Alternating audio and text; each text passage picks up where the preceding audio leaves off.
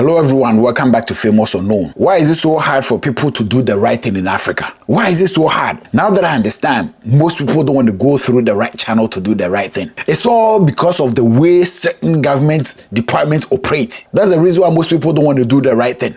If you want to do the right thing, the kind of people that you go through before you get the right thing done, by the time you're done, the kind of money that you have paid to them, it doesn't make any sense at all.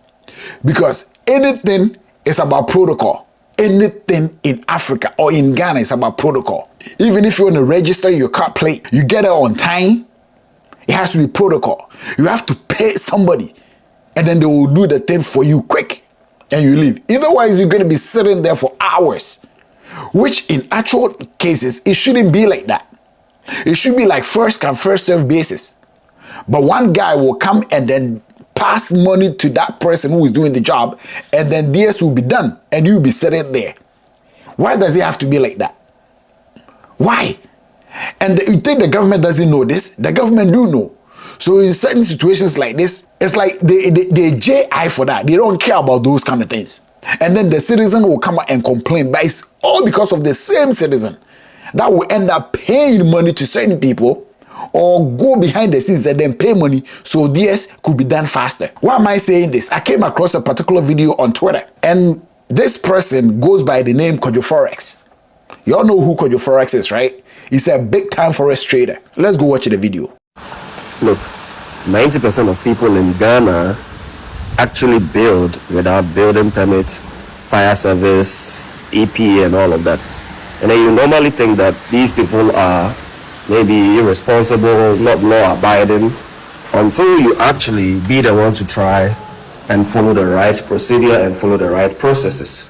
Because tell me why I literally traveled all the way from Dubai to Ghana for the purpose of, getting some few projects going on for my properties company.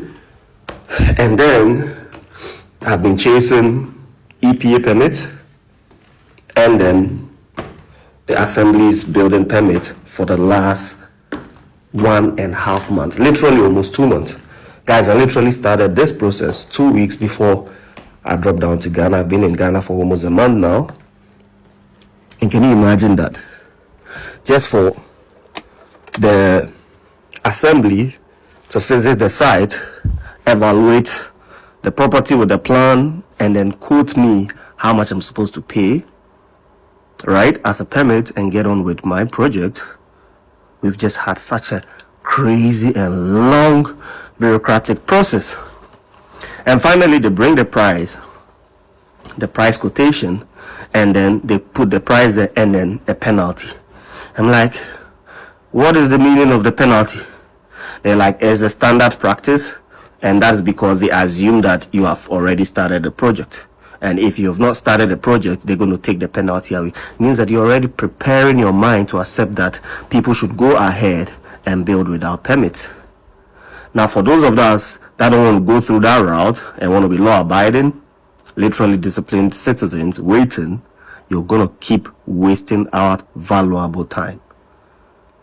Because, guess what? They want you to get so frustrated that you go ahead and begin the project so that they can finally and actually include the penalty.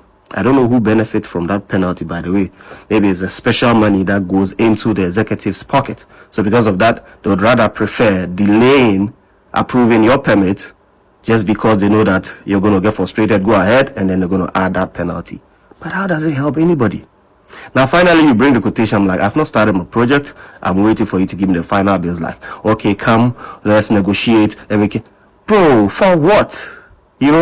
This is really getting out of hand, and whoever needs to hear this or whoever needs this information to get people who are in authority to get on their toes to get the right things done, we're building a nation building. Every angle, every arm is relevant, right? And which arm of our, let's say, operations contribute farthest to the development of a country than the building sector? So why delay? Why just, keep us in the loop? Who does it benefit? Forward this to anybody that needs to hear this. Peace. See, because he needs a permit. This is what we call a good citizen. He's a good citizen because he want to go through the right channels. He needs a permit to build whatever that he want to build. He doesn't want to do anything anyhow. Because in Ghana, people will just buy the land and then they will decide to build. They don't go acquire for any permit. They just start building. So even where they're building, if that is not a zone of maybe housing, they don't care. They will just build whatever that they want to build. Because to my understanding, it has to be in zones. Like they will have the residential zones and then they will have the industrial zones or commercial zones, right? But in Ghana, it's not like that. That's why sometimes when they're about to construct a road, or maybe they want to open up a road, they will end up like breaking down people's building and stuff because they have occupied the road. But if those people were to get permit, I know the permit will tell them and be like, you know what, you're not allowed to build your house maybe across this line. But greediness, they just want to steal some portion of the land, so they'll end up building closer to the road. But Kojo Forex here wanted to do the right thing by going through the right channels by acquiring a permit. Tell me how this permit is taking for so long for him to get a permit. And they gave him a form or the fees to pay, and then they said, this is the amount and then penalties. What penalties? Tell me what penalties? The man didn't even start building. But because they have assumed, because everybody, they don't go for the permit, they just start building.